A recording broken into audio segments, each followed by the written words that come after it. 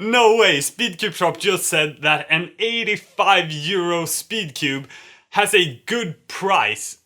Pricing. As simple as possible, does the cube justify the cost? So with that, the GAN 16 will get a 7.5 for pricing. Okay, so he just gave the GAN 16 Max a 7.5 out of 10 score in terms of the price. And I don't know what your graph looks like here, but for me personally, it looks something like this, where 7.5 is somewhere in between good and very good, and I don't really see it any other way. I mean, if he gives 7.5 score for a cube that costs 85 euros, how do you even get to like a 5 point? What's a 5 score cube and what's a 2.5? Like, when does the price get bad? So in this video we are going to talk about pricing, and no, I'm not just going to hate on GAN. The most egregious pricing example actually comes from Moyu, and we're going to talk about the most expensive and most unreasonable prices on the market, as well as the best cubes you can get for your price. So stay tuned to the end, because it's actually not the RS3M V5 that is the best bang for your buck. Okay, so I'm going to start with the Super Waylong V2, and the maglev version is 20 euros more expensive than the spring version. So it's literally the exact same cube, the only difference is that one has maglev and one has springs. And the spring version is 20 euros cheaper. This is a clear example where Moyu is simply raising their prices just because they can, and not really because the technology is a lot more expensive. Even if we take a look at GAN, they do not charge 20 euros for a maglev upgrade. GAN are known for their expensive prices, but even for GAN they only charge like 5-6 euros more for a maglev version compared to the spring version. But if we take a look at Moyu themselves, the same company that created the Super Waylong V2 with the 20 euro difference for the maglev, if we take a look at their Super RS3M V5, we can see that they have a maglev version and a spring version. And the maglev version is only 3 euros more expensive than the spring version. And myself, we run a Speedcube Shop store, and I know that magnets are extremely cheap, so you're not actually paying for the actual hardware, but more like the R&D involved with creating a cube. And I know these companies need to make a profit, and it's fair to raise prices when you're adding features to a cube. And back in the day, that actually made a lot of sense, because first we had the first Speedcube, it wasn't really magnetized or anything, and they added magnets, and with that they added maybe 2 euros to the price or something like that. And then they added maglev, they added a few euros, they added UV coating, they added a few euros on the price, and then they kept adding cool features, like when we first saw magnets in the base of the cube, we saw the ball core, and then cool features like, you know, the dual adjustment, and every time the price went up. We even had things like adjustable magnet strength, and with that we saw the price rise again. I have taken a look at cubes that have several different options, and simply look at what is the price difference between, for example, the maglev version and the non-maglev version, or the UV coated with the non-UV coated version. So for example, if a cube costs 70 euros and it's only magnetic, you got nothing else, that would be a terrible value. But if it has all of the modern features and it costs 40 euros, that would be a great value. So I know that the plastic isn't expensive, the magnets isn't expensive. We're talking about, for example, research and development, and of course if they've put a lot of effort into a great cube, they may price it however they want. But we can still take a look at if it's a good price compared to other products. So when Speedcube Shop says GAN 16 has a good price, he simply means that it's good compared to the performance.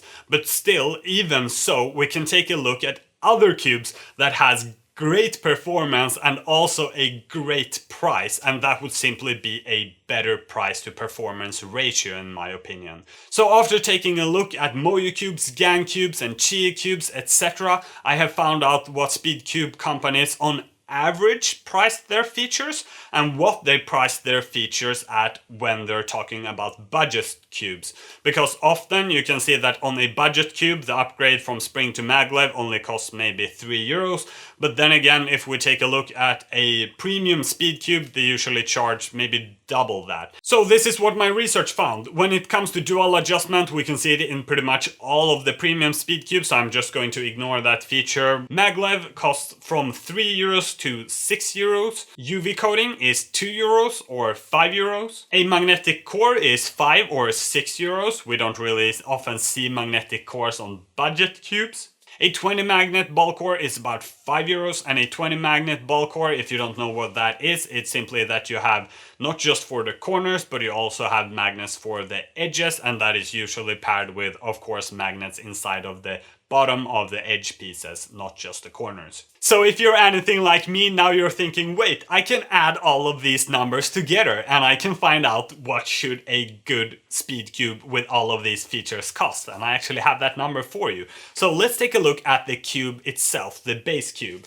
So for a budget base magnetic speed cube, it's about €7. And if we go up to the premium segment, we actually have about €13 for a good price. So for example, we can see that on the Weilong V9 and the Weilong V10, and I consider these to be very good speed cubes, and I think many of us do. So if we add all of these numbers together, we actually find that a budget speed cube with all of the modern technology could cost as little as €33. If we remove the adjustable magnet feature, which is actually quite rare, it could cost as low as €23. And if we're taking a look at the premium speed cube and we add all of these numbers together, we end up at €46. And again, this is simply average prices that Moyu and other companies are usually charging for these kind of upgrades. Okay, so after all of this, I put all of the data in sheets and I made a calculator. And I can simply put in what features the speed cube has, and it will put out a price where I can see what the best price would be and what the average price would be. So by doing that, we can now put in any cube I want and we can see, is the price actually good compared to the average, and is it good compared to the cheapest out there? Okay, so what you've been waiting for is now here. Which cubes are the most expensive compared to their features and which are the best priced speed cubes out there? Topping off this list, we have the GAN 15 New Black. It's priced at €70 and a reasonable price according to this calculation, and compared to other speed cubes out there, it would be at about €35. And if it would be at a great price, it would actually be €25. So if you've watched some of our videos, I think you know that we think that GAN cubes are often very overpriced. And if the GAN 15 was actually priced at €35, it would be so much easier to recommend this cube. Because it is good, I just don't think that the price justifies it. And this kind of confirms it just from a hardware perspective as well. Number 2 on this list is a little bit of a surprise because it's only a €27 cube, but this is the GAN 356M, and it's just a basic magnetic speed cube, so it doesn't really have any cool features at all, and that's what makes it expensive. So a more reasonable price would be somewhere around €14, and if we take a look at, for example, the Weilong V10 standard magnetic version, it's also just a better performing cube for a cheaper price. And then we have it, the GAN 16 Max. This is an €85 cube, and according to my calculation, it's about 85% overpriced. So the price should be along €46 because it has all of the modern features. And again, if this was a budget, super good price cube, it could be as low as €33. And yeah, that would be the best reasonable scenario. After that, we have the GAN 14 Pro and Pro UV. Both of these are quite overpriced, and actually these cubes are not that great at all. I would not recommend buying them because the performance is also subpar. And after that we actually find the first Moyu cube, and this is, as mentioned, the Super Weilong V2, specifically the maglev version, where they actually charge so much just for the maglev. This is a €80 cube, and it should only cost about 46 according to a reasonable Moyu standard. Again, here I'm just talking about if this is a good deal or not if it's a good cube or not. I don't have time to mention all the cubes, but I want to mention the Super Weilong spring version. Is that actually a good price? It's about 50% overpriced at €60.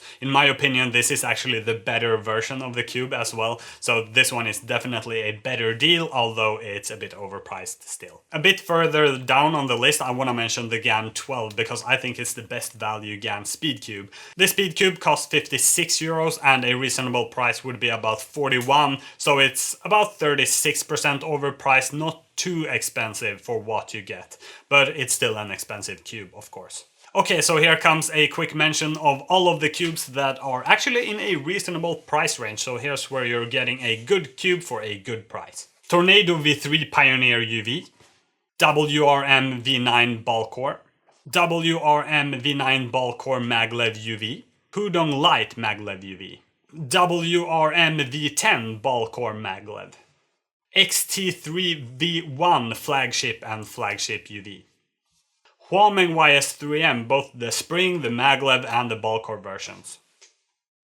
Okay, so finally the 3 best value speed cubes in terms of hardware. Number 3, the Super RS3M Ballcore. This is a €20 cube, and at a reasonable price I would set it at €26. So definitely under what Moyu usually charges for these types of cubes.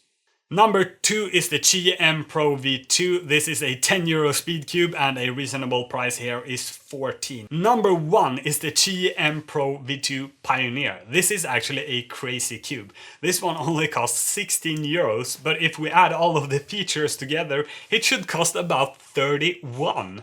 Even if we consider this a budget cube, a really good price for a budget cube with all of these features would be €18, and it's even cheaper than that. So I don't know what they did with this price, it's just amazing. And the cube is actually pretty good in terms of performance too. So if you want a good value speed cube, this is definitely one I can recommend. I'm going to get a lot of comments if I don't mention the RS3M V5 Ballcore UV.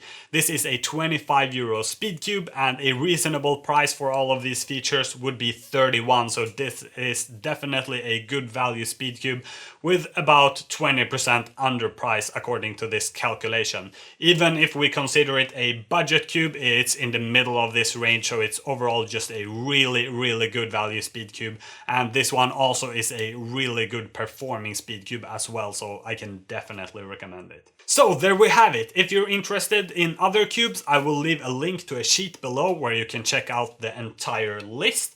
And I also want to end this video with mentioning that of course these Speedcube companies can set their prices however they like, and the market actually decides. It's not me who decides. If you really like the Super Weilong V2 and think it's the best cube, maybe you want to pay €200 for it. And I believe many people would pay €200 for a top GAN Speedcube as well. It simply doesn't mean the price is great just because you're willing to pay it. If you like these kinds of videos, please give it a like so I know to make more. If not, I'll probably see you soon with a new Speedcube review.